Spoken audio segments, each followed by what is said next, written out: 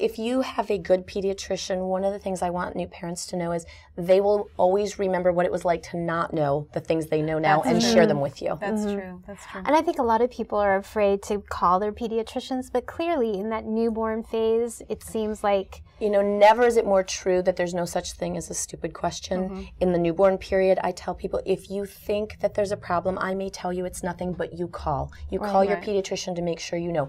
As you get a grasp of what's normal and what's not, then you don't need to call as often. But I think the first thing is feeding the baby. I mean, if you're breastfeeding, you're bottle feeding, and that in and of itself is a whole kind of an area that a lot of people are just clueless in and have to learn very quickly, and if it's not going right, figure out what to do and that's right where you away. Want that close relationship because those first few days are so important, whether you're establishing breastfeeding or you're bottle feeding.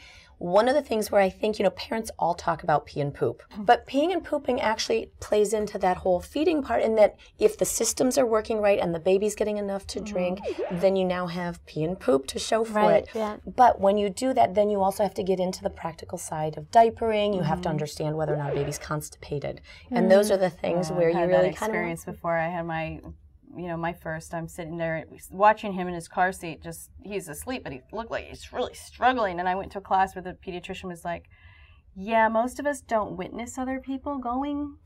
A lot of us make those faces, and that's okay. It's not a sign of constipation. It's just they're going. And I was like, oh, you know, what a relief, you know. Right. Constipation throws people because babies can make a whole lot of noise and effort and not be constipated. But it is something to discuss with your pediatrician. The other thing is the colors of poop.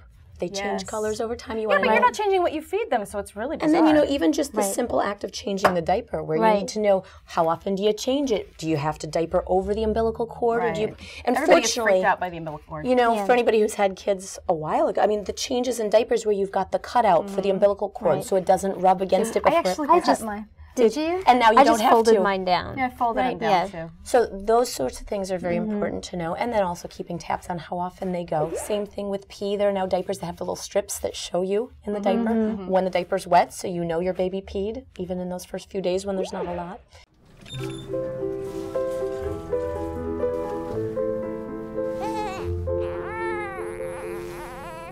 A touch can be so calming, but on newborn sensitive skin, it should be as gentle as possible. Now, Pampers Sensitive are the only sensitive diaper and wipe clinically proven mild on some of the most sensitive skin. For a calming touch, now clinically proven mild. Pampers Sensitive. Pampers Gifts to Grow Rewards program recognizes all that you do for your baby by giving you something back. For more information, go to www.pampers.com.